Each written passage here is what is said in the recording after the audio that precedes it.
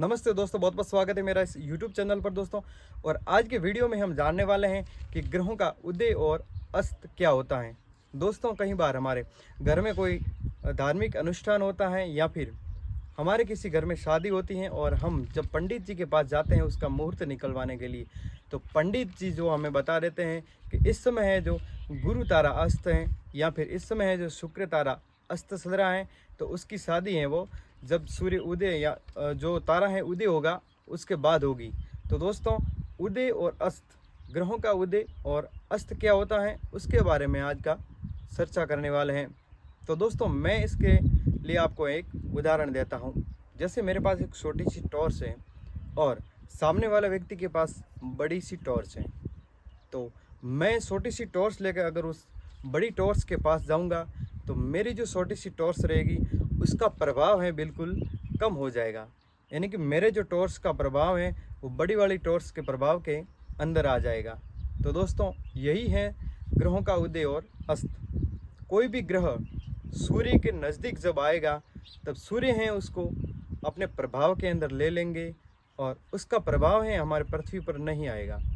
तो वो प्रभाव नहीं आने के कारण हम उसको मानते हैं कि वो ग्रह हैं सूर्य के नज़दीक होने के कारण वो ग्रह है वो अस्त हो गया है। तो दोस्तों, हमारा शुक्र ग्रह है वो सूर्य से अगर 9 डिग्री के अंदर रहेगा तो वो है अस्त हो जाता है। फिर हम देखेंगे हमारा जो गुरु है वो 11 डिग्री तक अगर सूर्य के नज़दीक आएगा तो वो अस्त हो जाएगा।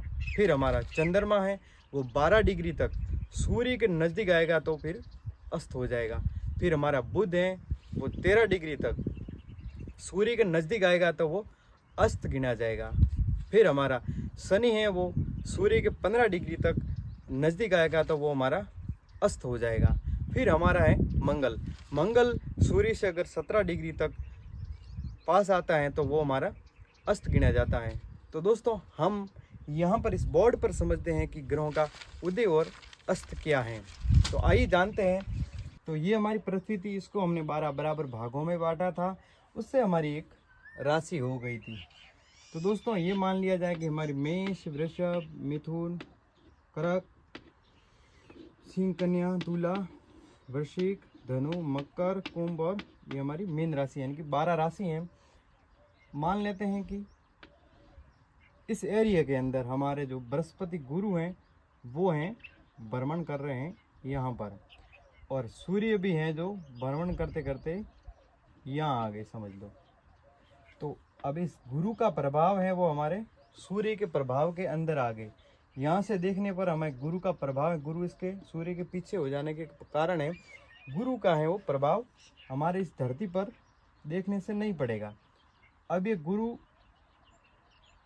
ये हमारे सूर्य हैं और ये हमारे गुरु है। गुरु यहाँ से चलते अगर यहाँ आ जाएंगे तब इनका गुरु का प्रभाव है वो हमारे धरती पर है वो पड़ना शुरू हो जाएगा। तो हम उसे क्या कहेंगे कि हमारा गुरु ग्रह है उसका वो है हमारे उदय हो चुके हैं।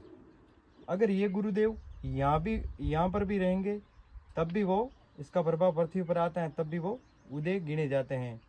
और जब इस सूर्य के एकदम पीछे आ जाएंगे तब है कोई भी ग्रह सूर्य के अगर पीछे आ जाता है तो उसका प्रभाव है वो सूर्य के प्रभाव में आ जाता है, तब हम उसको क्या बोलते हैं कि हमारा जो भी ग्रह सूर्य के पीछे आता है वो ग्रह हमारा अस्त हो गया है। तो दोस्तों, यही ग्रह का उदय और अस्त है। यहाँ पर जब थोड़ा आगे चल के आ जाएंगे सूर्य के प्रभाव से आगे आ जाएंगे तब पुनः वो उदय हो जाएंगे। तो दोस्तों, यहाँ थोड़ा सा हम उदाहरण ले लेते हैं कि मान लिया जाए ये हमारे सूर्य देव यहाँ पर हैं। मान लिया जाए कि 29 डिग्री पे हमारे सूर्य देव बैठे हैं। कितने डिग्री पे?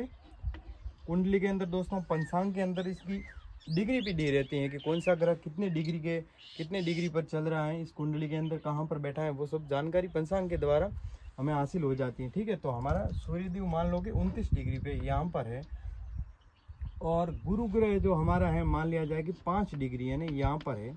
5 डिग्री पर हमारे हैं गुरुदेव, मान लेते हैं कि गुरुदेव हमारे हैं वो है 5 डिग्री पे। ठीक है, तो अब हम जानते हैं कि ये गुरुदेव हमारे इस सूर्य से वो अस्त गिने जाएंगे या फिर नहीं गिने जाएंगे।